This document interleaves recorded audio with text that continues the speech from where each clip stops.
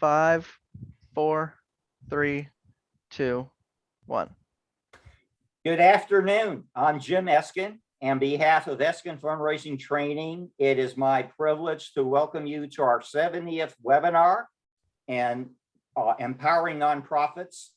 This one is about the power of cultivation. I'm going to introduce him in about a minute, but I have someone who is scary how much he knows about the art and science of cultivation. So if you're listening, you're in for a treat. If you're not listening, you want to get to watch this replay. John Levy and I talked. By the way, John, I'm a frustrated football coach, so I like to put my thoughts on the chalkboard. Among the things we're going to talk about are ways to connect with people, how to stay connected, and maybe how to harness that power and asking them for gifts of time and money. And this is wide open. At this time, I'd like to introduce my producer, Michael Argent. Please explain how people can ask questions by either typing them in the chat space or better yet, coming on camera with us. Sure. So everyone who's in the webinar, you guys all have video and audio privileges. If you come up with any questions, you can just type them in the chat and I'll read them. But what we would really prefer is that when we stop for questions, that you actually come on camera and then ask Jim and John yourself. Thank you. By the way, I have distilled John's CD from many pages to about 2 or 3 lines. I told him I am mad at him. I am just mad and jealous of how much he's accomplished. And I know he's not even 40 yet. And I don't even see any gray hair there too. So I never met a behavioral scientist, but the work he has done is so applicable to the work we do in the nonprofit sector, and particularly in fundraising. So John Levy from New York City, welcome. And thank you, first of all, for sharing the most precious of all gifts, your time. Oh, it's my pleasure, and I'm excited to be here. I in fact, have a real special place in my heart for nonprofit organizations and cause-driven organizations, to the point that I wrote an entire chapter of my last book, You're Invited, just on how to apply human connection to the idea of development and supporting communities.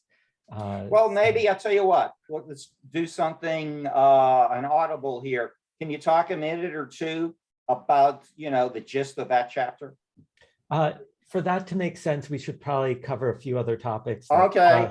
And then what we'll do is we can maybe even take a brave soul or two and talk to them about the way that they're managing a lot of these things and seeing how we can apply some behavioral science to it. Okay, that makes sense. And thank you for steering the ship. First of all, I doubt many of us have met a behavioral scientist. Could you explain, I don't see you in a white coat, what does a behavioral scientist do? And what are some of the things that you measure and monitor? Oh, sure. There's actually a really fun way to do this. Yeah. Can we shut off the deck so it's the two of us? And okay. And then let's also, can you add, Taylor, can I call you up? And Michael, Sure. If you could spotlight him as well, that'd be great. All right. Sure. The funnest way I found to explain this, and if the rest of you could turn on your cameras, that would be fantastic. Do you have your phone with you, Taylor, and Jim and everybody else? Of course I do. Grab your phone and put it face down on the table, okay? And here's what we're going to do. You know how all of us have an app on the bottom right corner of our screen? Without looking at your phone, I want you all to guess which app it is. That goes for you too, Courtney. So guess which app you have. All right, any guesses? Taylor, what's your guess? Bottom right corner of your screen. It's my music. All right, I want you all to quickly check if you were right. Pull up your phone, quickly check, and then put it face back down. Give me a thumbs up or thumbs down, Taylor, were you right? About mine? Yeah. I was right. Nice. Okay, the rest of you, right, wrong? Okay, about half the people are right, half the people tend to be wrong. But here's the real question. I want you to all close your eyes. And now I want you to tell me what time was just displayed on your phone. You just stared at it. And you can open your eyes. There's no chance you know that. So you'll notice our brains are really good at paying attention to what we know to look for, right? That's clear. And we tend to ignore everything else. It's called inattentional blindness. The problem is what we're missing is often really important. And that could be things that we think work really well, and they actually don't. These are practices that were handed down from generation to generation of people in development, for example. And some of those things, if we realized that we did them, would make us far more effective. As a behavioral scientist, and Taylor, thanks for participating. You're a rock star. As a behavioral scientist, my job is to use research to figure out what we're missing. What is it that we don't know that's affecting our ability to succeed, to connect with people, to build trust in a meaningful way? What influences us? And once we expose that, it gives us a much greater ability to impact the things that matter to us. So I hope that gives you an example. And here's a really fun thing. Among the studies I did was the largest study in history on dating. Dating? Dating. Yeah. I think it was the largest study, 431 million potential matches between people. And we asked what causes them to date. And it turns out opposites do not attract at all. The more similar you are, down to your initials, the more likely you are to date. It increases your chances by 11.3% if you have the same initials. So, is there a caveat, but the opposites are more likely to marry? No, opposites are, I mean, to the best of our knowledge, the caveat is kind of in two places. One is it's really exciting to date maybe for a short period of time, somebody who's really different, right? But then like, if you're a homebody and they're not, it creates kind of conflict. And then the second thing is we thought that introverts would date introverts and extroverts would date extroverts, but that doesn't really happen because introverts almost never start a conversation. And you need at least one extrovert to make it work. Hey, John, let's move ahead with our Q&A. And by the way, the audience can come in at any time. I only have like 103 questions. So perfect. You've worked to transform the work practices at a lot of our biggest corporations. Do you see any real differences to apply John Levy's insights and wisdom to the nonprofit sector as opposed to the way it's? I think that it actually works better in the nonprofit sector because I can be a large company and release a technical product that scales, and I can use Facebook ads or whatever it is, some technology to advertise and create like a real funnel. When it comes to development or supporting people with, let's say, who have a disease or something like that, a lot of that's really personal one-on-one communication. And their relationships matter even more. And so the basic premise of my work is that our influence, our ability to have an impact on a person or outcome isn't based on our social media following. That's not really going to have a big impact on the things that we actually care about.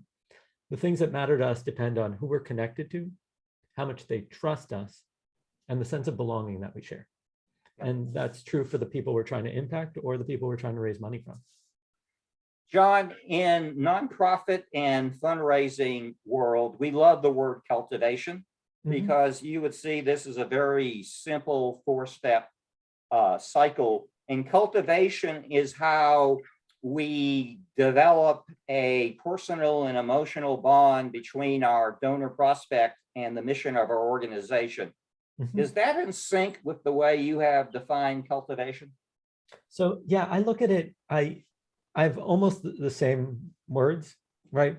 If you go back one slide for a second, or 2 slides, I look at it as discovery, the way they find out about us, and cultivation as the way that we engage, and then kind of solicitation and stewardship as membership, right? The sense of belonging, that they feel included. Because when we look at the research on human behavior, belonging is probably the most important thing that we have. Right. And I'm going to take us on a sidestep for a second because I think this is really important, especially to understand in the nonprofit world. And here's why. And do you mind shutting off the slides for just a split second? So what's that? Stop the slides? Yeah, if that's okay, just for a second. So here's what I think is really important to understand. When we look at the greatest predictors of human longevity, when we look at the great predictors of team success or organizational success, it comes down to human connection. Specifically for longevity, it's close friends and family is number 2, and number 1 is social integration, the number of people we come in contact with. And for team success, it's really about trust. It's this idea of psychological safety, that we feel like we belong and we're not going to be kicked out of the group if we have an opposing view. And if you look at Maslow's higher order of needs, right, we have shelter and food and all that. We're actually willing to give up our shelter and food in order to fit in. Wow. Like that. And so for us, belonging is absolutely critical. And my personal view on the nonprofit space is that if we can give people a feeling of belonging, that this is their place, they're never going to leave. They're going to want to keep participating. Yeah. And so when we talk about cultivating, what we're really doing is cultivating relationships, not just with us and the organization and its representatives, but with the other members. So that stewardship really functions as a form of membership. Right. Hey, John, the philanthropic environment is fiercely competitive and getting more competitive by the day. Yeah. There are something like 1.5 million nonprofits out there.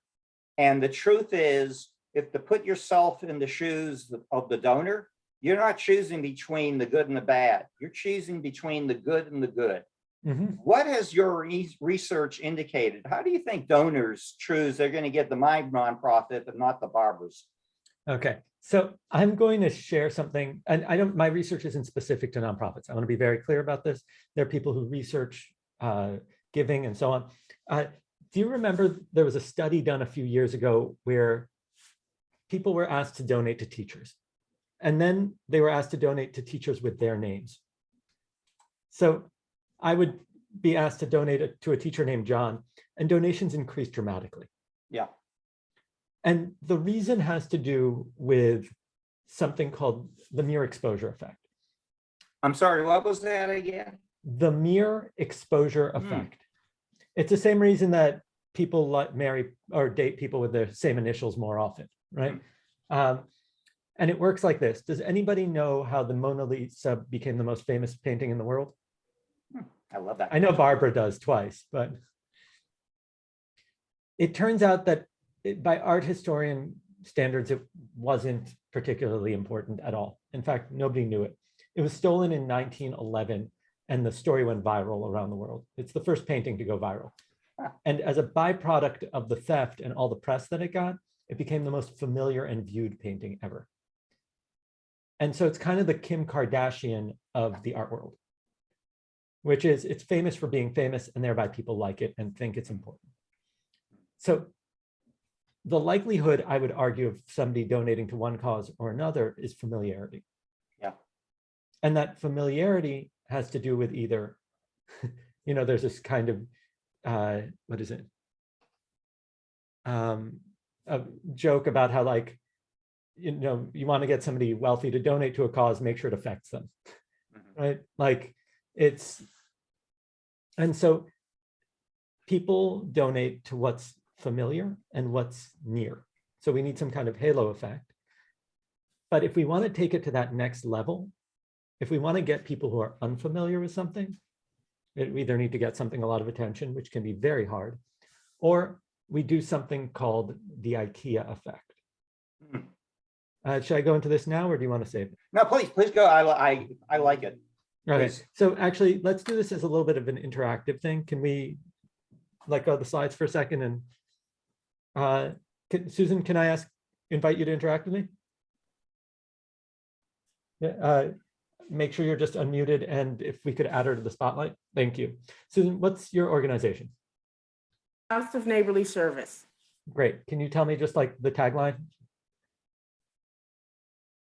Or like Better what is, today, what is better today's, brighter tomorrows. Oh, I meant like what? Sorry, what is it? Oh. Thank you for giving me the exact correct answer that I should have asked. What is it that you do?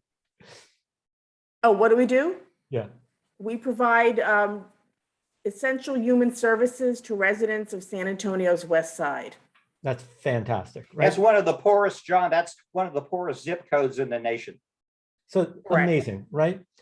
Now, I'm obviously discovery is the first step, and Jim showed us that, like, unless I know about you, I'm not going to donate, right? Nobody's just like randomly looking for something. So the traditional model is, oh, maybe I don't know, take somebody out to dinner and talk to them about it, or we do an event or something like that, right? The problem is, how many of you have been to business dinners? And aren't they generally pretty awkward? Like, if we're honest, it's not. Is that the same as boring? Boring and awkward are two, like awkward, you're uncomfortable. Bored, you're just uninterested. So the question is, what actually works? And the IKEA effect is the exact opposite. It says, Susan, you disproportionately care about your IKEA furniture because you had to assemble it. Anything we put effort into, we care about more. So here's the question. I don't know anything about your organization. Instead of you coming to me and trying to be really nice, what is a small action you could ask me to perform that will get me to care more about you and your organization? Right? And here I'm going to give you a little hint on some ideas. Researchers found that if you ask somebody for complex directions, they probably won't give them.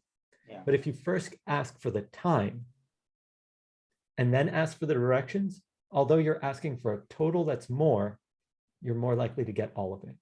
And the reason is that once somebody puts a small amount of effort into your relationship, you're viewed as somebody worthy of more effort. So here's the question. What is it that you can ask of me as somebody who's a theoretical potential donor as a way to invest effort? And the answer is probably not obvious because we're not used to thinking like that, are we? Yeah. The kind of thing that I would probably ask is, and I'm sure it's completely wrong, is it's worth a shot. Yeah, what is your awareness of the state of income inequality in San Antonio, and how's it affecting people? So here's what's interesting. You asked an important question, but it didn't get me to invest any effort. Okay. Right? It's an important question. And I also want to point out that type of question has the potential of making me feel slightly inadequate because I'm not educated on the topic, right? I think it's obviously a very important topic, right? But let's look at it as a slightly different thing, right? Susan, what are the last 3 books you read that you really enjoyed? Or name one book you recently read that you really enjoyed? The correct answer is You're Invited by John Levy. No. Well, Or how about the 2 a.m. principle? I'm totally kidding. But what's a great book you recently read? Daughter of a Queen. Oh, thank you. All right, great. I've just gotten an investment of effort. It was small. Now I can come back and say, oh my God, I love that book. Or that's fantastic. Do you have any other suggestions? Now that doesn't correlate to your specific thing, but notice I asked for a really small investment of effort. Mm-hmm. Like something as simple as going to a potential donor and saying, hey, these are 3 campaigns we're thinking. Can I get your opinion on a tagline? Right. Well, there's that old adage, if you want I love it. money, Yeah. ask for advice. Yes. Yeah. So, but that's why it works. Now we understand the mechanics a little bit more. Now we can actually do something and take that to the next level. And Jim, is it okay that we keep going with this? Yeah. Okay. So now let's see how we can take that to the next level, right? I was asked to design an experience, and just to give some background, 11-ish years ago, I started a secret dining experience. 12 people are invited. They're not allowed to talk about what they do or give their last name. They cook dinner together. And when they sit down to eat, they find out they're sitting with Nobel laureates, Olympic medalists, editors-in-chiefs, celebrities, Grammy Award winners, Oscar, whatever it is, right? So I've hosted over 2,000 people at 234 dinners in 10 cities in 3 countries. And the reason that we designed the program the way that we did is that it's very well curated, which is something that these high-level donors care about, right? They want a seat at the table.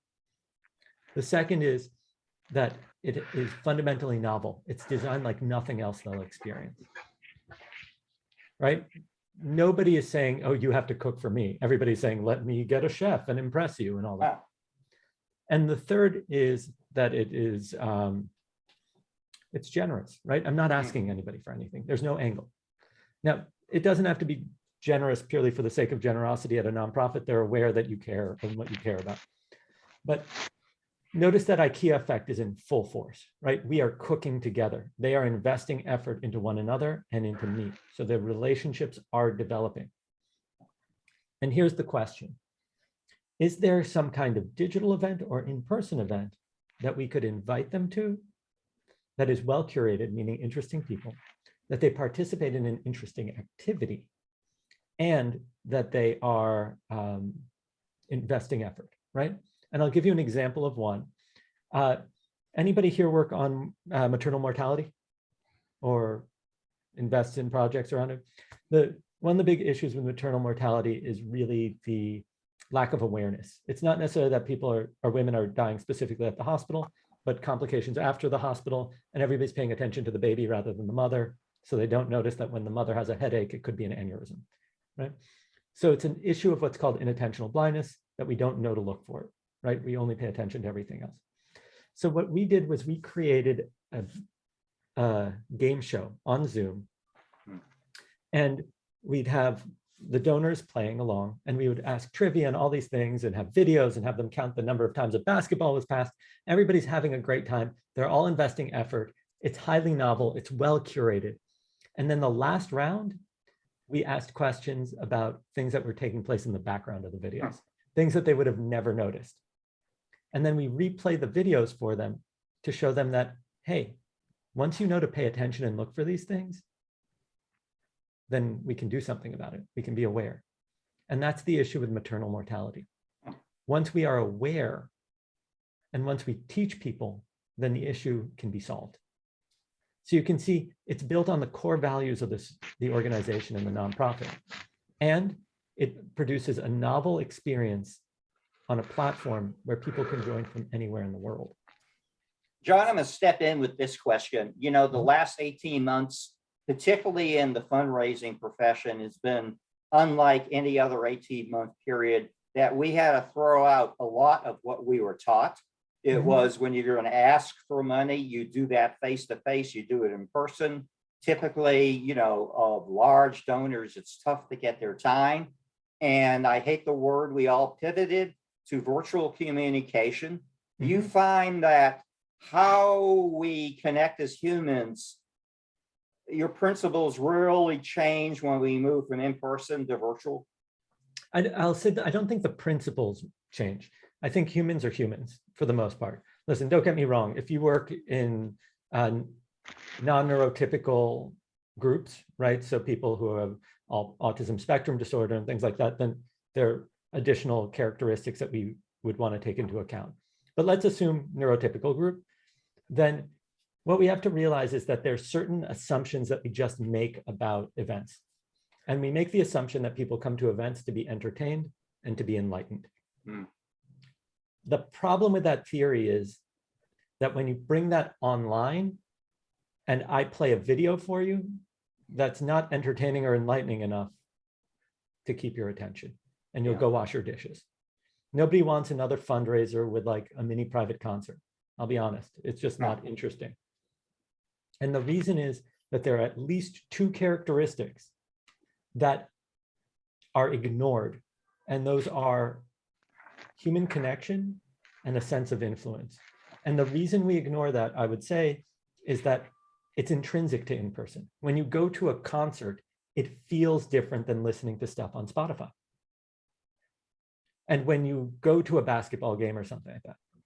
And so there's a sense of belonging or connection that occurs. And when you're at a concert, you can scream, you can shout, you can dance, you can boo. If I'm on the tail end of an 800-person WebEx, people could like literally keel over and die and nobody would notice. Which means that we have to take these characteristics into account. How are we using interactive features like polls? How are we using breakout rooms to actually let people connect with one another? Because I'll be honest, as interesting as your nonprofits are, if I'm a high-powered donor and I came and I'm at the donor table, I came there to connect with other high-powered people. Yeah. Right? Similarly, what kind of influence do I have over the conversation? So if the more important the group is, the smaller the event should be digitally. Meaning, if it is a high net worth individuals or huge supporters, bring it down to 12, make them 12 people that they're going to be excited to connect with, offer games and activities, put them into breakout rooms, have them compete with each other, let them have some fun, because especially now as stress is higher than ever, we need a bit of play. And then if we can give people a sense of play, it'll feel like a reset and an exciting opportunity rather than another social obligation. John, that leads right into our next question. And typically, as fundraisers, we face a power imbalance. Jim Eskin is cultivating and soliciting probably someone who's worth 10 to 20 times more than he is. What would your research on human connection make development staff feel more comfortable? The first is, I'd say, instead of 10 or 20, go for 100 to 200 times as much. There's more money to be made there. Okay. The second is that at the core, we forget something, which is that people are human. And yes, what triggers their interest is different at different levels of status. That I respect. But I will often go to organizations and say, okay, let's play a trivia game. And the organizations will say, no, John, you don't understand that people here are billionaires. Yeah. And I'll say, listen, I've hosted over 2,000 people. Yeah. They can't wait to play some trivia. Stop having assumptions about them. I'm going to give you one statistic that will blow your mind. In 1985, the average American had 3 friends besides family on average. Yeah. Right? Just about. By 2004, we were down to 2. In less than a generation, we lost a third of our social ties. Now, due to the pandemic, that's even lower. And when we take into account the fact that human connectivity and belonging is the most important thing, we have to ask why. And the reason most likely is that the more often people move, the more often they reset their social ties. It is not just because of social media or something like that. People who are high power, high net worth, probably move around more and have had to move around for work and have probably had to reset their social ties often. Yeah. Which means that we have to begin with the fact that everybody wants to connect right now. Everybody wants a sense of belonging. And if we ignore that and think that they're just in some special group that has it all figured out, we're missing out the greatest opportunity of our generation to engage with people. Hey, on that point, I'd like everyone in our learning community's audience to type in your name, your nonprofit, and your location. Michael, I want to see who we have from out of town being San Antonio. And as you're looking at that, I'd like to give them a congratulations. Barbara Anosky is part of our faculty, and she's made some great presentations. She just was on a panel, I don't know, about 2 or 3 weeks ago. And Barbara, congratulations. By the way, Barbara connected me and John. So we thank you for that. At least I thank you. I hope John will echo that, at 5 o'clock. But Barbara, congratulations. You've just completed, which I think is such an exciting book. Can I give you a whole 60 seconds to talk about your new baby? The book is called Listening Space. It's a guide to peaceful problem solving from the perspective and illustrated by the barber to the astronauts, a guy named Carlos. And it was the brainchild of Jim asking me to give a presentation a long while back on problem solving. And it ended up as a pretty boring book, which I've spent the last year rewriting to add astronaut stories and the stories of Carlos the barber, who y'all ought to get to know, because he's the most extraordinary problem solver I've ever met. Wow. I'm a professional mediator and I meet a lot of problem solvers. So he's an extraordinary man, from his World War II experiences in Indochina to being a family of 15 children raised by the Houston Ship Channel, to becoming the mayor pro tem of his little rural town and fighting off renegade cops as they shot up his barbershop and his beer garden, which is massively successful now. He is now on the Economic Development Council, recruiting billions of dollars of industry into Webster, Texas, near NASA. You know, if it was correctly presented from the movie The Right Stuff, which highlighted the Mercury 7, Carlos didn't leave much hair on those astronauts, did he? He was best friends with Alan Shepard, and he Oh, left a lot that's of my hair on favorite. Alan Shepard. And Alan Shepard called him from space for the world's first haircut appointment from space. And the book tells the story of Alan Shepard and how he and Carlos helped him in his Coors distributorship, and what Alan Shepard brought him back from the moon. And that the book ends with what Alan Shepard brought him back from the moon. I don't know. This is just the kid in me that still lives. John, I don't know what could be cooler than being an astronaut. They're generally the most popular people at our dinners. And I will tell you one other person is you could be a famous actor, like major, business leader. And every single time, the most popular person in his room when he's there is the head of paleontology at the Museum of Natural History in New York. People love dinosaurs. They just love them. And like the little kid comes out and they ask like, oh my God, did they really have feathers? And like all this. So yes, I agree. Astronauts and dinosaurs. Okay. That's us every time. John, you kind of challenged the status quo. You're no fan of networking. And I think it's the worst. A lot of people here, we were told by our bosses, oh, it's going to be a great place to network. So what is your recommendation if we're sent to represent our nonprofit at a large gathering? Mm-hmm. What should we do? We shouldn't think networking. What should we do? So the research says that when people think networking, they think being dirty. Like it's just not a pleasant experience. Meanwhile, making friends is super pleasant. Everybody likes making friends. And I think that it's important that we realize that there's certain habits that actually allow for friendships to be formed. We tend to form friendships over common ground. So if you have friends in common, if you have culture in common or interests or activities. So like, I know Taylor is a huge knitter and stamp collector. And so if any of you are into that stuff, Taylor would love to hang out with you. Isn't that right, Taylor? I'm making that up. I have no idea what his interests are. But the point is that we want to be able to figure out our common ground as much as possible. And what we end up doing in my mind, too much is trying to find, like when you go to a networking event, you're just trying to find out if somebody's going to be useful to you.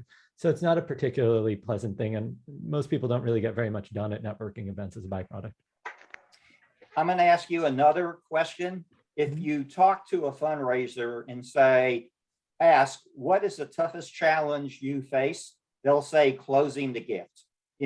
Donors will be delighted to talk about X, Y, and Z, but our challenge is closing the gift. What does your research tell our fundraisers here on how they should think about closing a solicitation? Wow, that's, I think, a really tough question. And I'll be honest, I'm not a salesperson particularly, right? What I am is I understand how human connection and trust works. So I think I'd answer it in two ways. The first is understanding what trust is made out of. Yeah. Trust is made out of competence, your ability to do something, honesty, that you're truthful. And the third is benevolence, that you have other people's best interests at heart. But they're not equally valued. So Margie, can I ask you a question?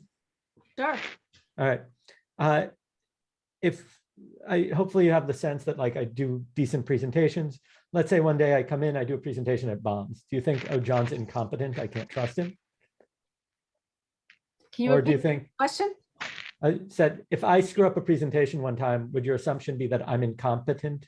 No, No. You'd give me a pass, right? You'd be like, oh, it of happened once. course, absolutely. What if Is you that what found you out? call a bad hair day? I think also that has to do with our world too, because if you had asked that question 2 years ago, I think a lot of people might have had a different answer than now. Well, here's a follow-up question then. If you found out somebody lied to you, would you assume it was a one-off, or would you begin to doubt everything they have said and the things they Probably say? doubt everything. Right? So we can see that we value honesty above competence. Right, right. But let's say the two of us were walking down the street and you said, John, can we stop by a friend's house? I have to pick something up. And I say, okay. And we get there and 40 of my closest friends jump out and scream, surprise, happy birthday. Now, would it be weird if I turned to you and said, Margie, you just lied to me. We can't be friends anymore. Would that be a weird thing to say? Yeah, Why? I'd be like, why? Yeah, it doesn't make any sense, right? Right, Because you did it for benevolent reasons. You did it for my best interest. That's why it's weird. Because for human beings, we value benevolence above honesty and honesty above Right. competence. I agree. And so when we tend to lead, we tend to lead with competence. We say our organization is capable of doing A, B, and C. But what leading with benevolence would be like is, I know that the money that you donate is hard earned. That's money that you're not spending to ensure your family's future and other projects that are really important to you. And I want you to know that we do not take that lightly. That our mission is to be incredible stewards of your donations and your projects. And here's my number, day or night. If there is ever an issue, we'll figure it out together. But I want you to know that your donation is going to have an incredible impact, and it will accomplish the things that are important to you. Now, Hey, John, Yeah. I like the way you place emphasis on friendship over relationship.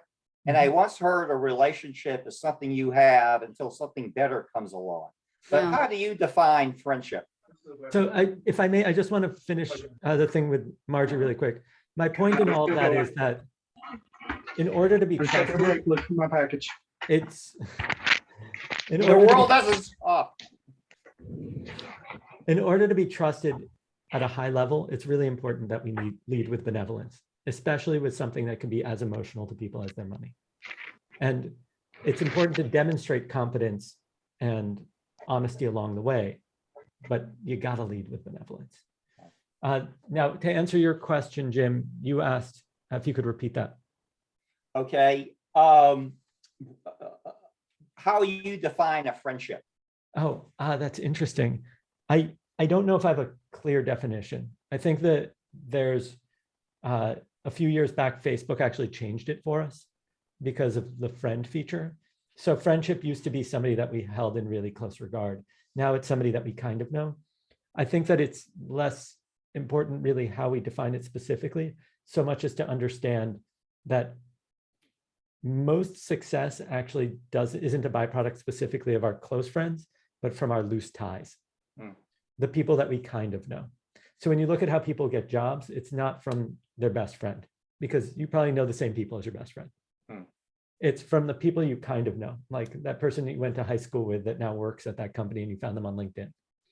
And in general, loose ties, research shows that they're happy to hear from you and are happy to help you. And I would say that in the development space, that's probably underutilized. Yeah.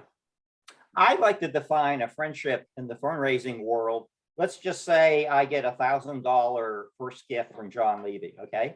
Mhm. And 6 months goes by, we have a new initiative, and I ask him for $10,000, okay? And he's not going to support this for various reasons. I think the friendship is where John and I continue talking. There's going to be dialogue between our nonprofit and engagement and John, even after we get a no. That's a I think friendship. that to me. that's a really interesting way to define it, because it's demonstrating that it's not a non-transactional relationship, right? And Margie, it seems, has something to add. Go ahead, Margie. You're muted. Margie, We you're can't hear muted. you.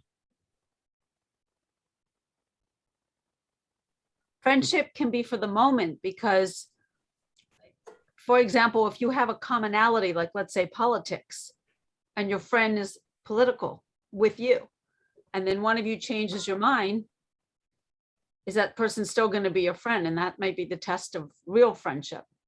So there's friends and then there's friendship.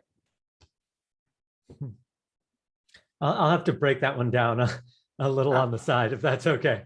I think that there's one of the greatest successes from my dinners was when we had people going around after cooking and somebody announced what he does professionally. And the woman next to him turns to him and says, I could not like you more as a person, but like what you do, but less what you do as a professionally. And she was like a political activist of some kind.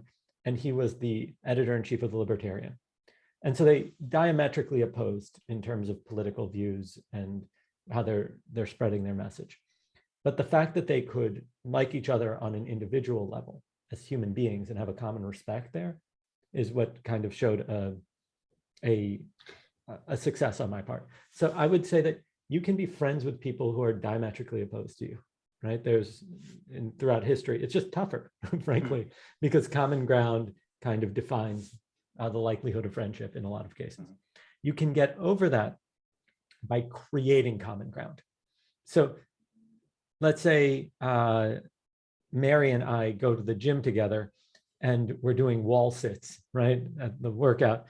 The fact we don't even need to talk to each other, the fact that we're going through that pain together, at the end of it, Mary will like me and trust me more because of that familiarity. And we've invented a common ground, which is we've worked out together, which means that we can actually invent common ground with our donors, with our communities, by doing shared activities, going on a hike together, going, I don't know, to an art museum, whatever it is that's culturally relevant, but that activity itself is what creates the common ground. Understand, we were never really well designed for like cocktail parties.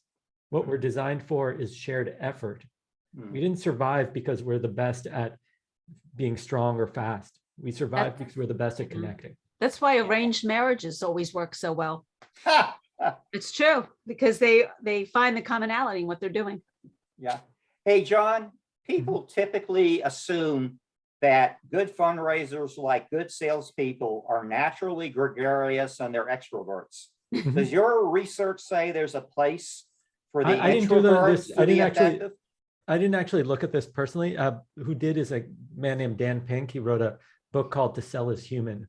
And in it, he actually demonstrates that introverts have apparently an advantage when it comes to sales because apparently they're better at asking better questions.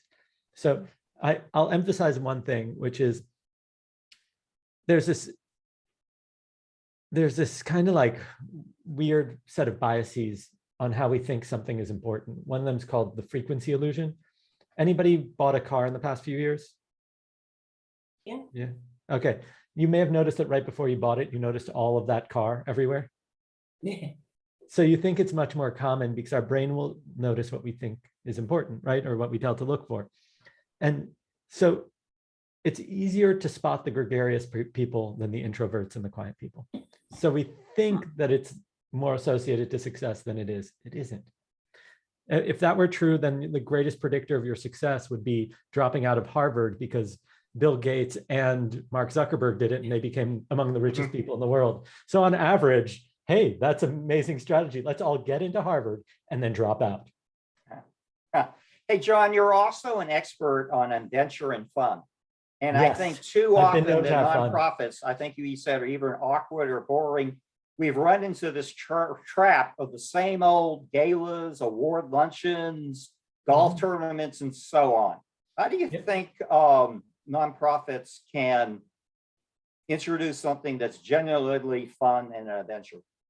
So I think the first thing, and this is really where I have a tough time with nonprofits, is that in general, I've seen them get stuck in this annual fundraiser model where we're depending on anywhere from 40 to 80% of an annual budget from a single event.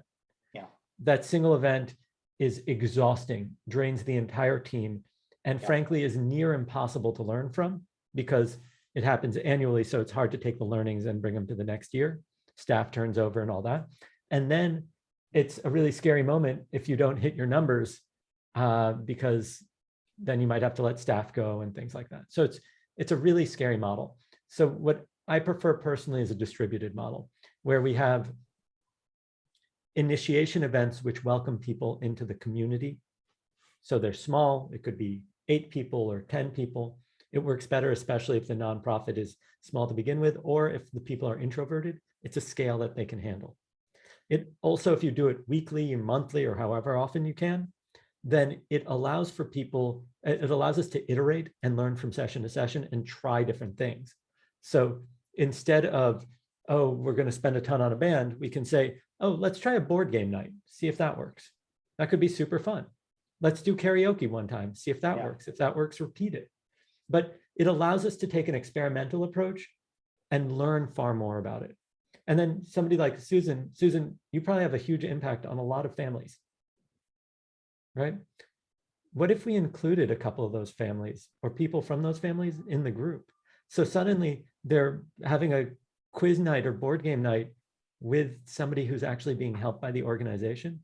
Now that investment of effort humanizes it so much.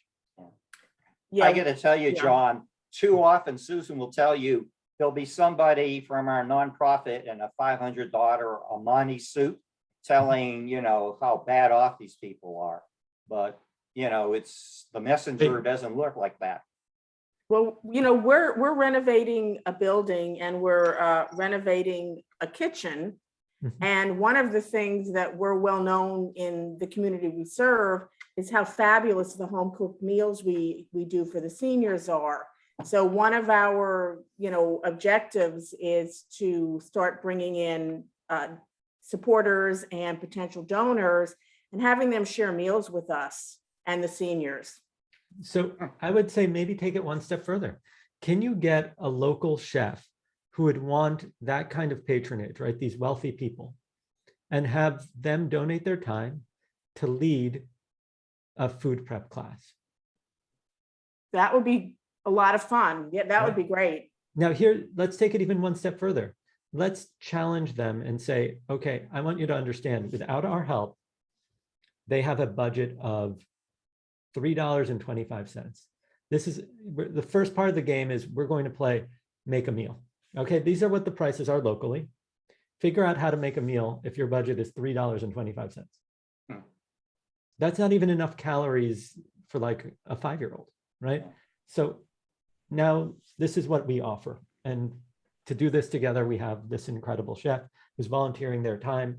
And you know, we're able to get the meal price because of the scale we're at to this much, which means that we want you just to have a bit of fun with this, but we're actually known for really high quality food, and you go from there. That's a fabulous idea. Thank you. But you see that if you do this and you do it the first time, it'll be like a little difficult. You do it the second time, it becomes cheaper because you have all the equipment and you know what you're doing. And you keep iterating and improving. And then you have like this follow-up email that says, okay, who's going to volunteer on Tuesdays? And somebody will be like, I want to bring my kids, and so on and so forth. So suddenly it becomes something that is a family commitment that doesn't just take place on Thanksgiving. Hey, John, you have traveled to all 7 continents. Is that right? Yes. Have you? And I did it in an 8-month period. Yeah, coming out of a frozen body of water.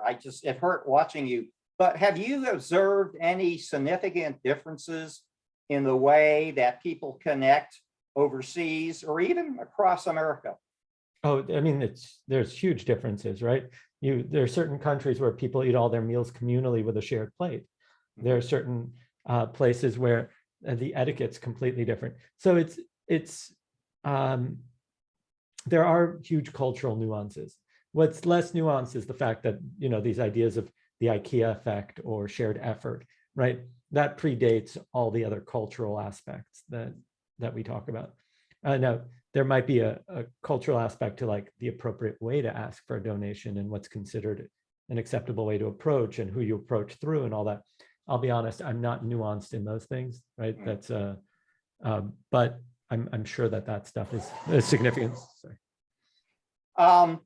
We're going to go to some final closing points that John's going to enumerate. Almost like a quickie round. But before we do that, do members of our learning community, and by the way, John, we have directors of development, CEOs, board chairs, board members, volunteers. Our learning community really represents the breadth of the nonprofit sector. But does anyone in the audience have a question for John? If not, I'll continue. I'm a little hurt that Susan didn't invite me to cook dinner with her master chef when that program launches. You can come anytime, but you need I'm to not bring totally kidding around. but you need to bring an astronaut.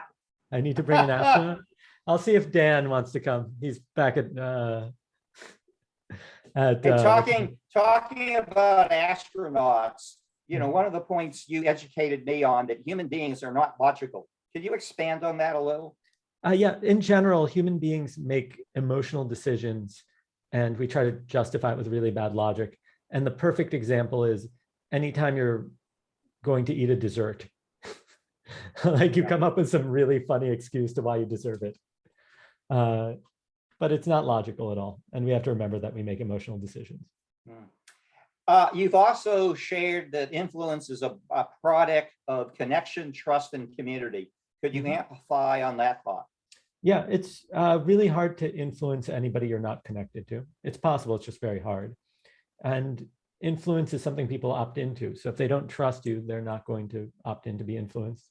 And all of that is expanded to the level of community or how much people are integrated in the relationships with one another.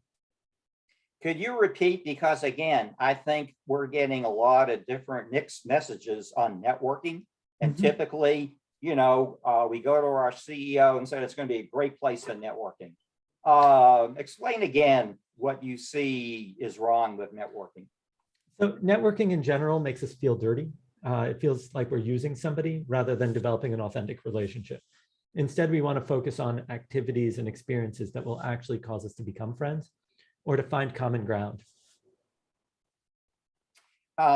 Here's another one too I liked. Trust begins with vulnerability. Could you explain that? Sure, that'll take an example though. You see, we think that if we are trusted, people will be willing to be vulnerable with us, but it actually works the other way around. So if I'm walking down the street and I say, Barbara, I'm totally overwhelmed from this book launch. In that moment, I've signaled vulnerability, and Barbara can either ignore me, and that will reduce our trust, right? Or she can respond with her own signal, acknowledging it and saying, John, I know how you feel. This is my 4th book. I've been through it all. What are you working on? The moment that she's demonstrated vulnerability in return, and I see that, then both of us have shown that we're safe and we can trust each other to this higher level. So it always begins with vulnerability, either by signaling it first or by acknowledging somebody else's signal and signaling it back. What does it mean to lead by benevolence? Oh, so leading with benevolence is this idea that human beings tend to try to demonstrate competence to build people's trust, but we value benevolence more than we value competence. And so first we have to demonstrate that we have other people's best interests at heart. And what does it mean for a nonprofit? Belonging is created through consistency. What would that mean for a nonprofit? So it means that we want to always have something for people to come to and connect with others around, right? Part of the benefit of being involved in a nonprofit is the other people that we interact with. And so it's not just about consistently meeting with us, but consistently meeting with the other people in the community, because they'll be there just as much for them as for the organization and its mission. Am I allowed one fun question? You've traveled to all 7 continents. Yep. What was the greatest surprise of one of those trips? Wow. How long I could last in 0-degree water. How long was that? How long were you in, by the way? I'm sorry, I was in Antarctica. How long were you in the cold water? I lasted over 2.5 minutes, and I lost all sense of feeling in my legs. I lost, they were like tree trunks. What? But oh, I should point out, I'm going back in December and I'm shooting for 10 minutes this time. Oh, gee. again, I said I'm going to describe John as a Renaissance man because, I mean, I don't know anybody with such range in their personal and professional portfolio. John, something we're all suffering from is computer screen fatigue. Yeah. As an expert on connections, do you have any advice on how a nonprofit can address computer screen fatigue?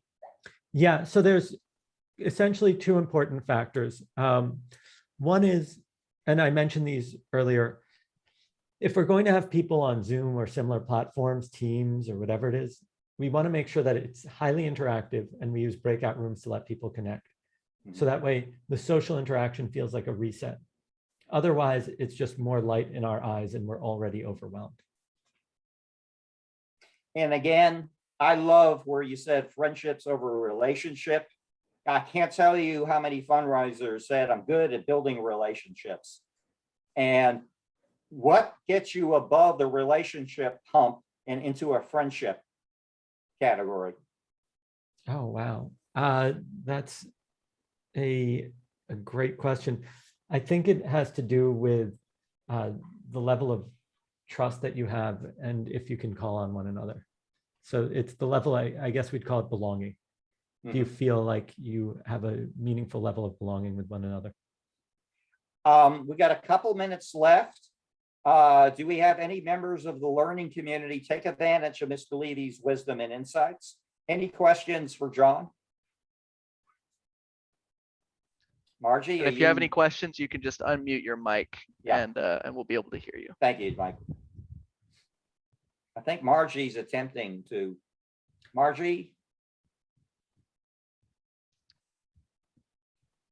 Well, In the meantime, would it be possible to shut off the slide Okay. so I can see Margie? I have a question. Well, you had said to put your name and your company, right? And where you're from.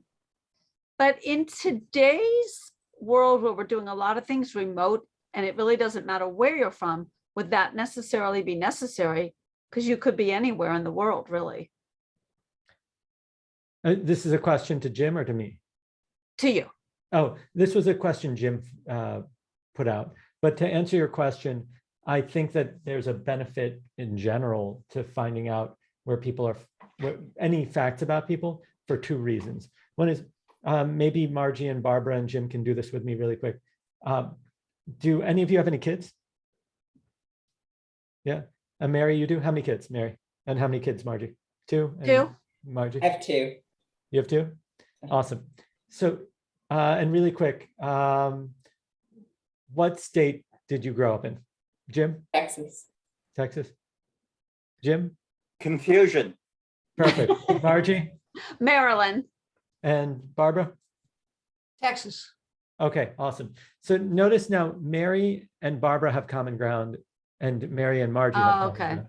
So suddenly there's that. Now there's Okay. another effect that occurs, which is now if Mary is supposed to send me a report and it's running a little late, I'm not thinking, oh, Mary's so difficult. I'm thinking Mary has 2 kids. I'm surprised she can get any work done.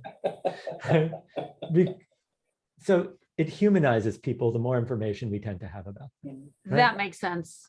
So I think that that kind of stuff, it also gives you a sense of influence by sharing and a sense of self-identity and recognition by having it be there. So I think those kinds of things are fantastic. And if you want, there are tons of games on my website that you can do with your digital fundraising experiences and all that. They're literally turnkey. You just have to pass people the link and they can play it in a breakout room.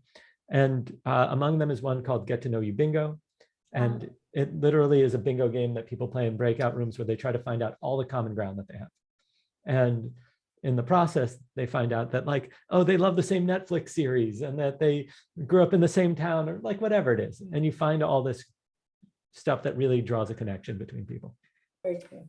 John, this has been a very rich hour. And so what we're going to do, we're going to have a short, it's 1,300 character spaces. That's the limit on LinkedIn. We're going to post a written summary on LinkedIn.